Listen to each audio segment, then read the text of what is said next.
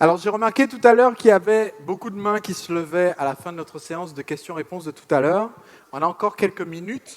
Alors, je sais que je suis moins séduisant à moi tout seul que nos trois experts réunis, mais s'il y a des personnes qui souhaiteraient poser une petite question en cette fin de journée de notre rencontre des entrepreneurs libres, j'ai quelques minutes sur cette session pour y répondre, et je promets de donner une réponse légendaire à la prochaine question. Voilà, je mets la barre haut tout de suite. Donc, est-ce qu'il y a... Ah, on a une question ici. Bon, maintenant, je ne sais pas qu'est-ce que je vais dire, mais...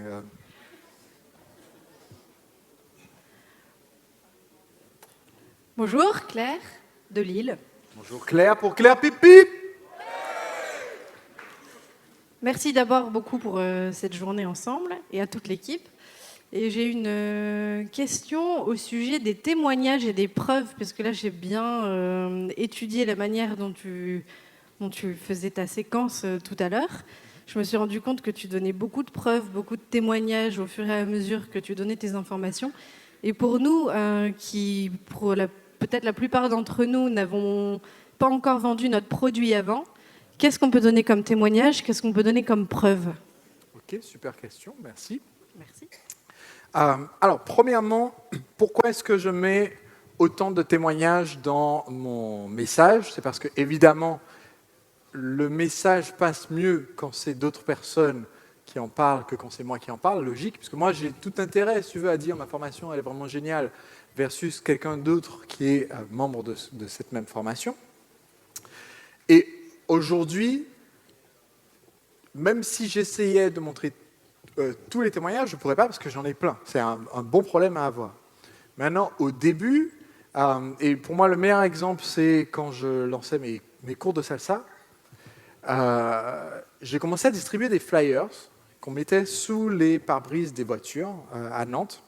Et en fait, j'ai rédigé mon flyer comme je rédigerais une page de vente. Donc, il y avait 2 photos, il y avait tout un message de vente et je répondais aux différentes objections parce que je savais que les gens ont toujours les mêmes problèmes qui sont alors c'est quand, c'est où, et si j'ai 2 pieds gauche, est-ce qu'il faut avoir un ou une partenaire, etc., etc. Donc en fait, je répondais à tout ça sur le flyer. Mais je me suis rendu compte que la raison principale pour laquelle quelqu'un achète un cours de salsa, c'est pas pour apprendre à danser la salsa, c'est parce qu'il veut s'amuser. Or, si je fais un flyer qui dit « Venez apprendre la salsa, c'est vraiment top, je vais vous apprendre des super techniques », les gens qui ont 2 pieds gauche, ils ne vont pas venir. Et la majorité des gens pensent qu'ils ont 2 pieds gauche. Si je fais un cours qui dit « Venez au cours de salsa, il y a plein de nanas, ça va être super bien, vous vous occupez pas trop de la technique de danse, on va bien s'amuser », il n'y aura que des mecs qui viendront. Donc, mon problème, c'était comment est-ce que je véhicule le message « Vous venez, ça va être facile », vous allez vous amuser, vous allez rencontrer des nouvelles personnes. La meilleure façon de le faire, c'était d'avoir des témoignages. Problème, je suis en train de démarrer et mon prospectus, c'est pour récupérer les premiers clients. Comment est-ce que je fais? Eh bien, je ne peux pas inventer des témoignages de clients que je n'ai pas. Du coup, je n'ai que 2 options. Première option, j'offre gratuitement des cours au début à des gens qui sont faciles à convaincre, que ce soit des proches, des gens de mon réseau, rapide pour récupérer ces premières preuves et des gens qui peuvent vraiment témoigner sur Il y a 3 options. Donc ça, c'est la première option. J'offre ce que j'ai à proposer pour avoir le témoignage des gens qui étaient faciles à convaincre pour l'avoir. Je ne suis même pas obligé de l'offrir gratuitement parce que si j'ai des gens faciles à convaincre, peut-être qu'ils sont aussi faciles à convaincre d'investir un peu dans le produit ou service. Option numéro 2. J'obtiens des témoignages qui ne sont pas des témoignages au sujet de mon produit ou service, mais des témoignages au sujet de moi, en tant que personne. Et c'était mon cas sur mon flyer, j'avais fait plusieurs versions. Sur une des versions du flyer, il y avait Laurence de Paris qui témoigne et qui dit Sébastien, c'est quelqu'un de très pédagogue, qui est très enthousiaste pour ceux qui l'enseignent et avec qui on passe toujours un bon moment. Parce qu'on s'attrape que dans cette phrase, à aucun moment le mot salsa n'est mentionné. Pourquoi? Parce que Laurence de Paris, c'est ma cousine, qui dit juste, bah oui, Sébastien, c'est un mec très pédagogue, passionné par ce qu'il fait, et on passe un bon moment, mais pas par rapport à mes cours de salsa, mais juste par rapport à ma personne, et ce témoignage, il est quand même valide par rapport à ce que j'essaye de transmettre comme message. Donc c'est L'option que je recommande pour la plupart d'entre vous qui démarrent, c'est assez facile d'obtenir des témoignages sur vous. Si vous demandez à vos proches, à vos anciens collègues, à vos amis de vous faire des témoignages sur vous et que tout le monde refuse ou les témoignages que vous recevez ne sont pas positifs, là, ça nécessite un autre travail en amont sur soi-même pour trouver. Mais en général, sinon, non, ça ne pose pas de problème. Maintenant, la troisième et dernière option, par exemple, mon ami Stu McLaren a fait ça quand il a lancé sa formation en anglais. Certains d'entre vous ont déjà entendu parler de Stu, j'en parle aussi dans mon livre. Stu, c'est le créateur d'une formation sur les programmes récurrents qui s'appelle Tribe. Et quand il a lancé sa formation aux États-Unis, son gros problème, c'est un super expert du sujet parce que pendant des années, il vendait le logiciel pour faire des programmes par abonnement. Et en même temps, il n'a jamais eu de client à ce stade à qui il a enseigné comment faire des programmes par abonnement. Donc, il a fait deux choses. Première chose, il a récupéré des témoignages de gens qui avaient utilisé la méthode tout court, mais pas la méthode de Stu, mais la méthode. Donc, par exemple, si je suis vendeur d'huile de massage, je peux récupérer des témoignages de gens qui ont utilisé une huile de massage, des professionnels qui utilisent de l'huile de massage à la noix de coco. C'est pas la mienne, mais ils peuvent témoigner sur l'avantage de l'huile de massage à la noix de coco. Et donc, je peux m'en servir comme témoignage, même si celle que je vends n'est pas la même que celle qu'ils ont utilisée. Et la deuxième chose qu'il a fait, c'est une stratégie que je recommande toujours de commencer par le produit phare. Il a proposé d'abord, avant de faire une formation en ligne, il a fait un petit atelier présentiel, il l'a vendu hyper cher, ça coûtait entre 5 et 10 000 $. Il a récupéré tous les gens qui étaient prêts à payer 10 000 $ d'abord, puis tous les gens qui étaient prêts à payer 5 000 $ pour être plus nombreux dans une salle, puis il a fait une formation en ligne pour tous les gens qui étaient prêts à payer 2 000 $. Et au moment de sortir le produit à 2 000, il avait les témoignages de ceux qui avaient payé 5 et 10 000. Ce n'était pas le même produit, mais c'était les témoignages sur Stu et ce qu'il a à enseigner. OK ? Une autre question ici. Bonjour, donc Florent de Besançon. Bonjour Florent, pour Florent Pipi. Donc ma question était de savoir si ton équipe arrivait à faire pareil, travailler un jour par semaine. Alors c'est une très très bonne question. La réponse est non. Ce qu'il faut comprendre, c'est deux choses. Premièrement, ce n'est pas forcément l'objectif de tout le monde. Et les personnes qui travaillent avec moi ne travaillent pas forcément dans l'objectif de devenir Sébastien. Sinon, ils feraient tout autre chose que de travailler avec moi, si tu veux. C'est un autre métier. Deuxièmement, il y a une culture d'entreprise et de liberté qui est quand même, je pense, assez importante. Alors après, ils pourront vous dire dans des conversations privées s'ils pensent que ce que je dis là est vrai ou non. Ils vous donneront leur opinion. Mais je pense que les avantages qu'il y a à travailler dans cette entreprise, le mouvement des entrepreneurs libres, c'est déjà une super grande autonomie, une énorme facilité à arranger les horaires en fonction de ce qui nous arrange. Karim qui m'a dit, ben voilà, ma fille, est-ce que je peux avoir plus, etc. On a complètement arrangé les horaires en fonction de ça et on s'est débrouillé autour de ça, si tu veux. La possibilité d'être connecté de n'importe où et de travailler de n'importe où.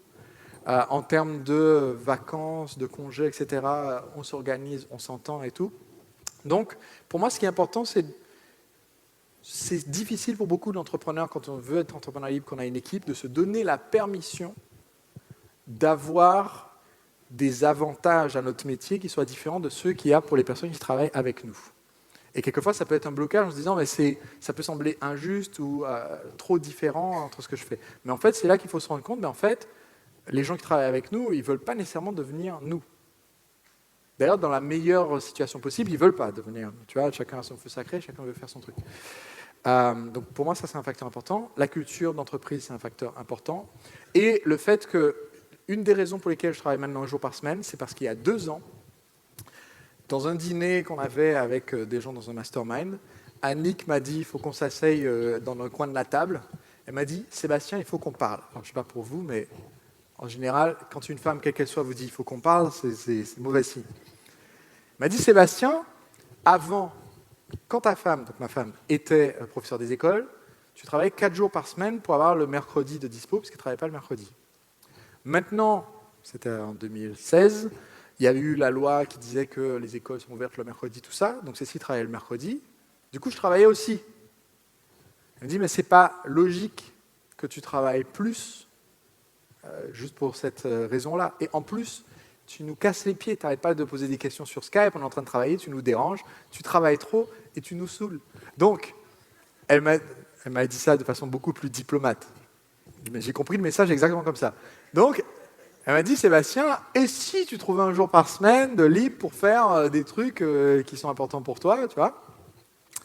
Et au début, j'étais contre. J'ai seulement accepté de faire l'essai pendant 1 mois, de prendre mon vendredi off. Et donc j'ai fait l'essai de prendre le vendredi off, d'avoir donc un week-end de 3 jours. Et à la fin du mois, j'ai dit, non mais on va faire ça pendant tout le reste de ma vie. Et du coup, quand j'ai su que Cécile était enceinte, je me suis dit, mais tiens, ça me donne une bonne occasion de passer au niveau d'après.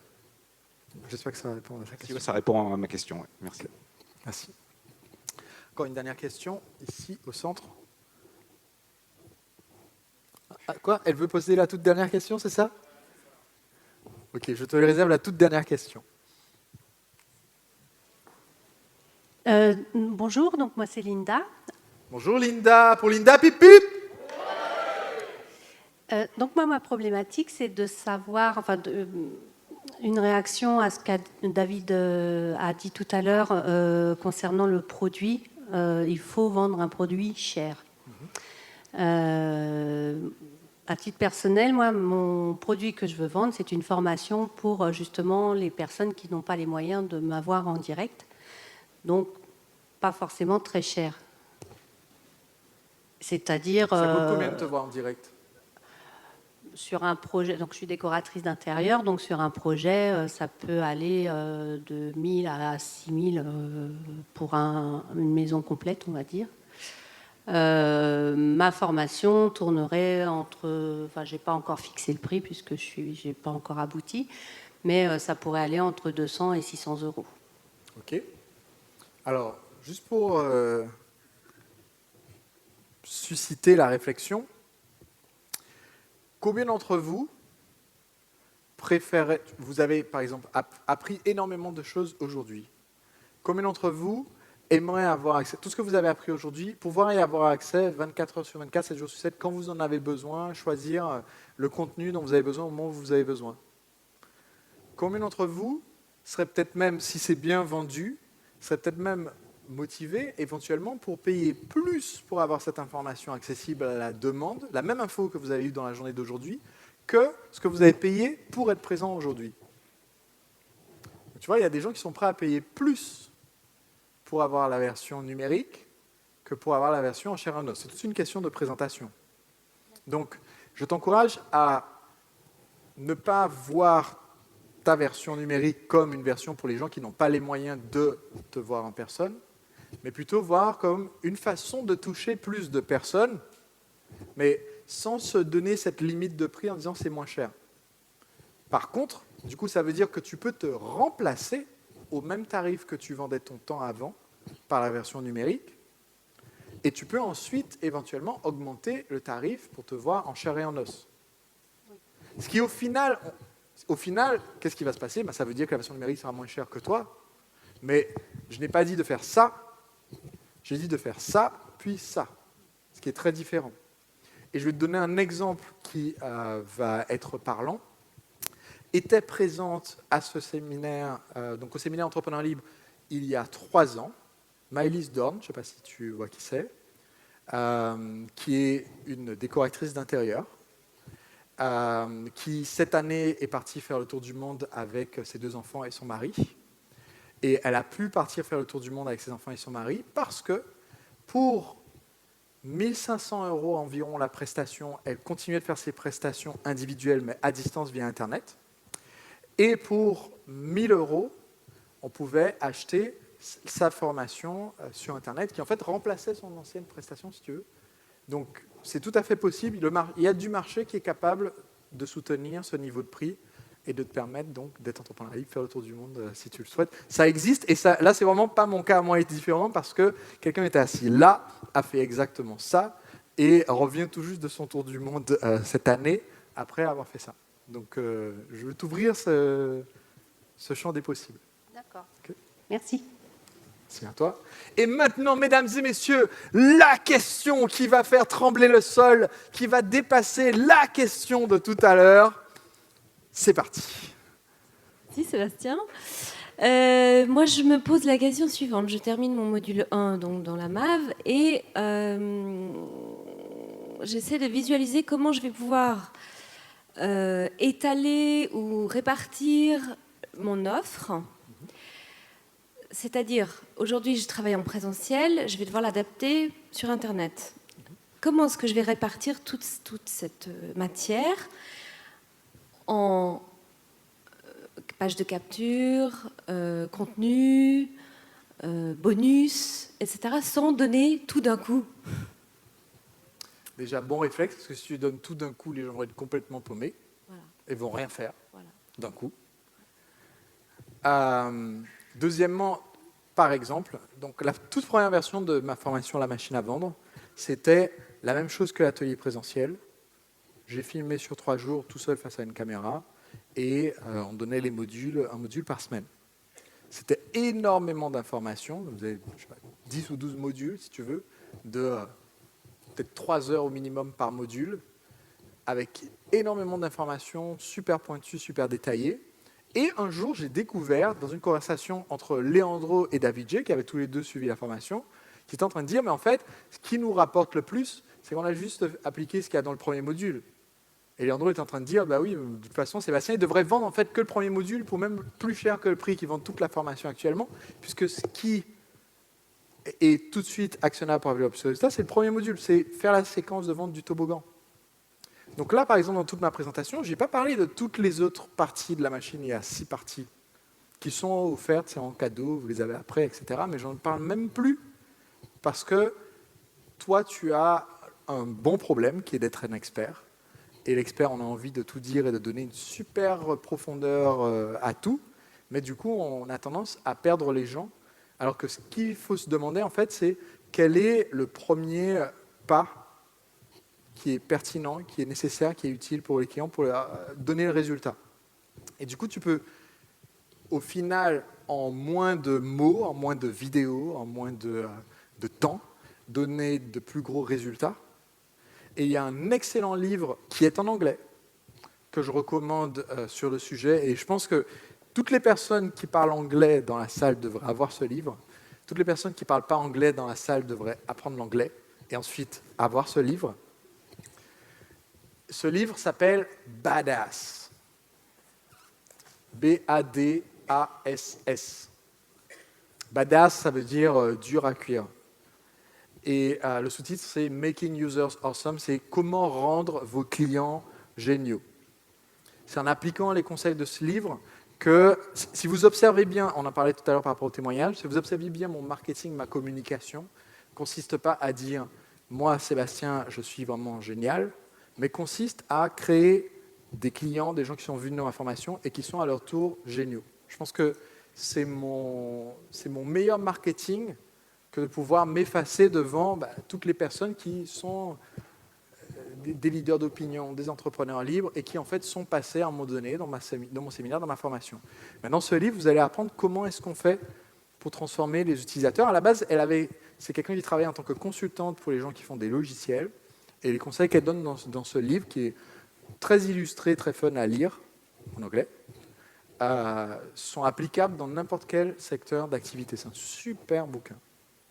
Et très très simple à comprendre en plus. Donc, si vous ne parlez pas anglais, apprenez l'anglais.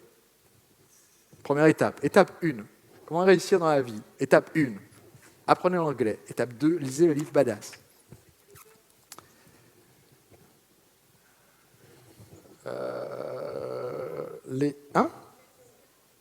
Laetitia, non. Cathy Sierra, oui. Cathy Sierra. 19 € sur Amazon, en allant sur bit.ly/. C'est ça. mon exemplaire, et même s'il était à 150 €, c'est comme le livre The One Thing, traduit en français sous le titre The One Thing. Et il vaut le coup. Maintenant, on arrive à la fin de notre magnifique journée de rencontres ensemble. À part pour les premières classes, on a un dîner encore devant nous, mais pour la plupart d'entre vous, on arrive à la fin de notre magnifique journée ensemble. Et pour moi, ça a été une sacrée journée que de pouvoir assister à ces échanges, ces présentations qu'il y a eu ce matin, au partage de nos entrepreneurs libres du panel, les quelques conversations que j'ai eu la chance d'avoir avec vous, parce que c'est ma mission, c'est mon feu sacré. Quand je disais, je travaille un jour par semaine, mais je suis passionné par ce que je fais pendant ce jour par semaine, et c'est un jour par semaine, plus la rencontre des entrepreneurs libres, les tournages, etc., pour avoir l'opportunité de faire cet échange. Et je pense que l'année prochaine, on va encore franchir un autre niveau, parce que combien d'entre vous seront l'année prochaine pour le défi Champagne, pour passer sur scène, vous serez au taquet, vous êtes prêts à relever le défi? Ok, donc il va nous falloir une beaucoup plus grande scène. Hein? Faire 2 jours. C'est d'ailleurs ce que j'ai peut-être envisagé de suggérer à mon équipe. On ne s'engage à rien, on touche du bois. C'est peut-être possible que l'année prochaine, ça soit sur 2 jours. Ce sera à peu près la même période de l'année, ça c'est sûr. Parce que, voilà, ce que je pense, c'est que cette inspiration, elle est importante. Avoir les conseils des gens qui l'ont fait, c'est super important. Et avoir l'occasion d'être dans cet environnement, c'est super important. Parce que l'hiver arrive, et vous allez le retrouver en repartant, parce que dehors, c'est le froid. Dehors, il y a plein de gens qui ont juste passé leur journée à récriminer, soit contre... Voilà, on ne va pas les rementionner, mais il y a des gens qui récriminent en ce moment. Et les gens qui ne font pas partie des gens qui récriminent en ce moment, ils sont en train de râler contre ceux qui récriminent. Donc, ce n'est pas une super ambiance. Et vous allez arriver avec un tout nouvel enthousiasme, une nouvelle énergie. J'aimerais que vous la conserviez. Donc, c'est pour ça que c'est important d'avoir créé ces liens. Continuez d'utiliser le groupe Facebook ou de reprendre les contacts que vous avez eus sur les paperboards pour pouvoir garder le lien avec les personnes avec qui vous êtes connectés. J'ai quelques petits mots importants à vous dire avant qu'on se quitte aujourd'hui. Le premier, c'est, je tiens encore à remercier Laurent Chenot pour ce cadeau qu'il vous a offert. Je vous demande un applaudissement pour Laurent.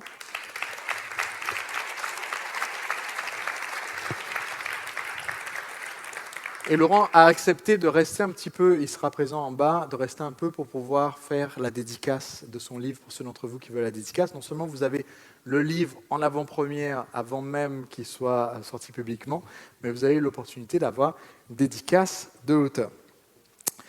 La deuxième chose, c'est j'aimerais que vous me fassiez un tonnerre d'applaudissements pour ce que nous appelons en interne les baroudeurs, c'est-à-dire les entrepreneurs libres qui sont venus partager sur scène. Ils ont roulé leurs billes pendant 1 an ou plus et ils sont venus maintenant partager le chemin qu'ils ont fait. J'aimerais que vous leur fassiez un tonnerre d'applaudissements, s'il vous plaît.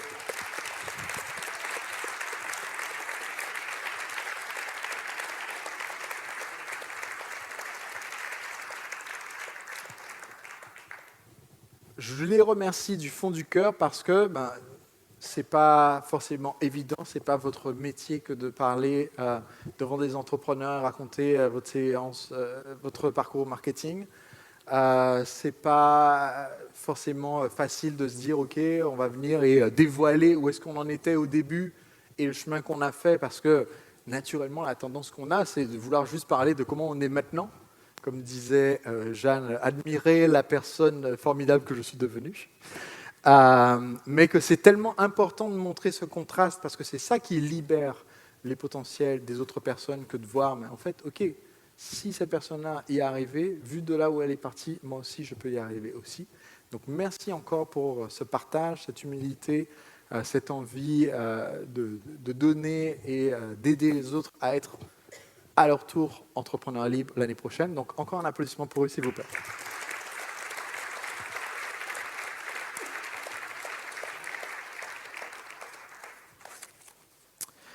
J'aimerais aussi remercier toute mon équipe qui était présente parce que tout le monde est venu de loin pour pouvoir venir dans cet événement.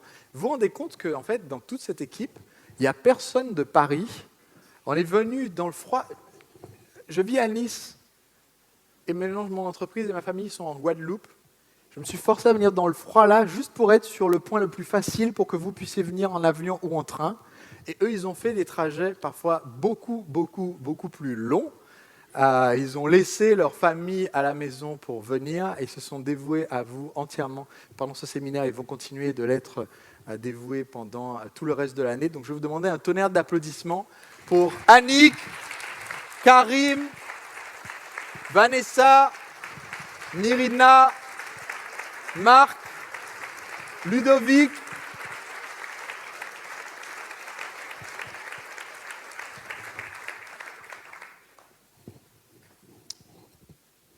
je crois que Steve Anthony était il y a quelques instants avec nous encore. Il est venu nous faire un petit coucou. Alex vous a partagé qu'il avait vu Steve sur scène l'année dernière et que ça lui avait créé le déclic. Je vais vous demander un tonnerre d'applaudissements pour Steve Anthony.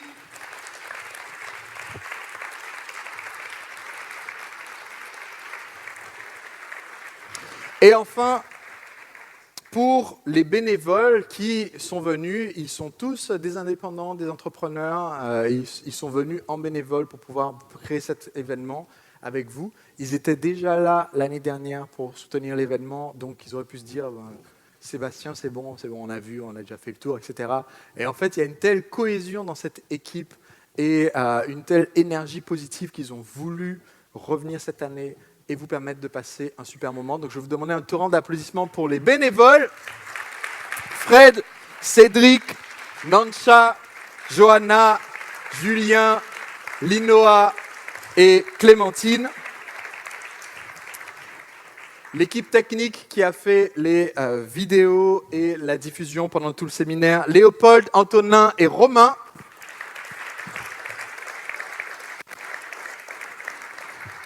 L'équipe du lieu d'accueil, parce que ce n'est pas notre premier événement ici et qu'on avait tellement adoré le moment qu'on avait passé aux Esselières. Les retours des participants avaient été tellement positifs qu'on a dit on va le refaire au même endroit. Donc pour l'équipe du lieu d'accueil, Jessica, Stéphane et Mohamed. Et enfin, je vais demander à quelqu'un de venir sur scène. Il s'agit de DJ Fred, bien entendu, c'était sa toute première fois comme ça à être en train d'animer sur scène. S'il vous plaît, on applaudit Fred.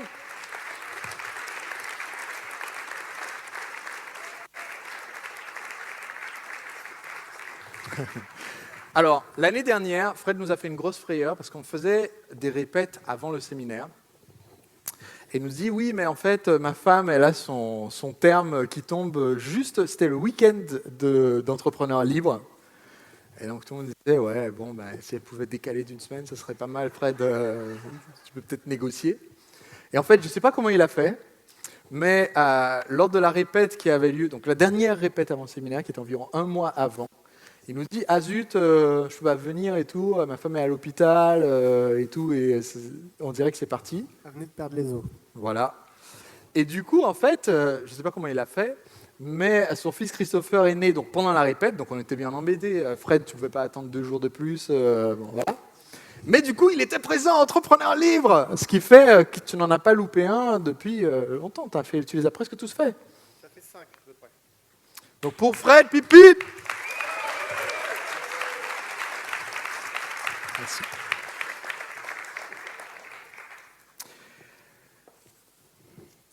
Donc, je disais, j'ai quelques derniers mots à dire. Quelque chose que je dis souvent, c'est la question, comment est-ce qu'on fait pour savoir que vous avez grandi ? Combien d'entre vous ont déjà entendu parler de ce petit gadget qu'on utilise pour les enfants qu'on appelle une toise ? À quoi ça sert une toise ? En fait, ça sert à mesurer la progression des enfants et le seul moyen de voir que les enfants ont grandi, c'est de les faire revenir devant la toise pour pouvoir tracer le petit trait.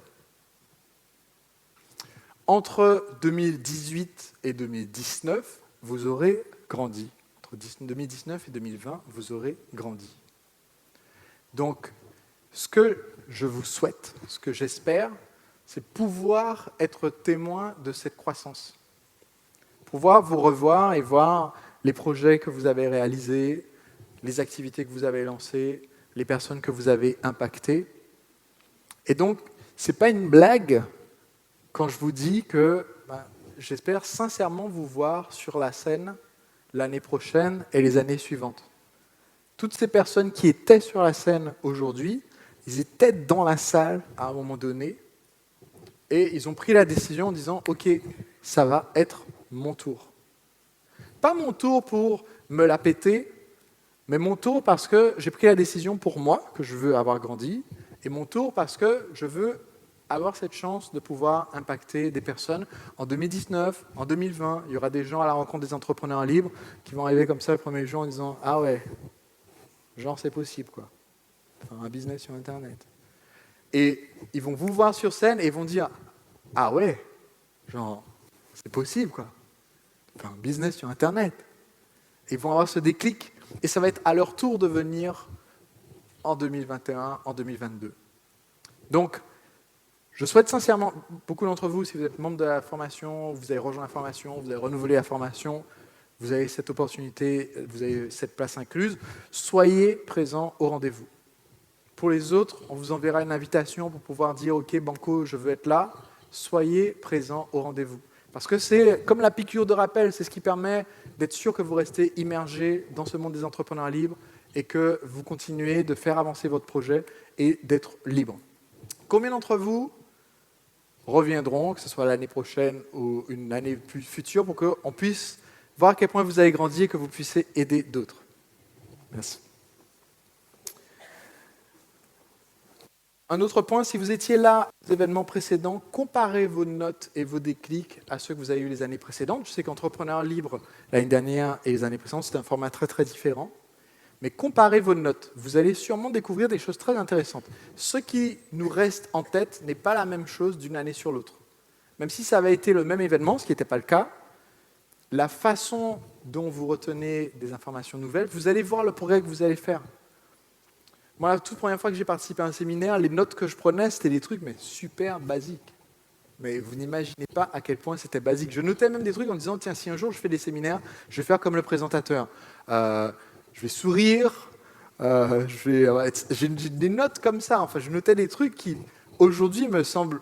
Genre, c'est une mode d'emploi sur comment être un être humain. Enfin, je veux dire, c'est pas... Mais c'est en relisant justement ces anciennes notes et en comparant à ces nouvelles notes que vous allez constater, peut-être, tiens, il ne faudrait pas que je sois aussi blasé parce que, en fait, j'ai déjà parcouru un chemin immense. J'ai fait beaucoup et le meilleur reste encore à venir. Donc, dans quelques instants, on va se quitter, mais tout d'abord, une dernière chose que j'aimerais faire, vous connaissez le principe, on ne quitte jamais la salle sans être... I like to move it, move J'ai it. pas entendu, on quitte I jamais like la to salle, move c'est it, ça? move it. I like Est-ce to que vous êtes move it, chaud? move it. You like Je vais vous to demander de vous move lever. it. I like to move it, move it. Non, assez. I like to Ah, move ok. it, move it. C'est la dernière. Non mais attendez. Quand je dis vous levez, je veux voir la chaise se décoller en même temps. Je t'observe. 3, 2, 1. Je vais vous demander de vous lever. To move it, Est-ce move que vous it. êtes chaud? I like to move it, move it. I like to move it, move it. You like to move it. I like to move it, move it.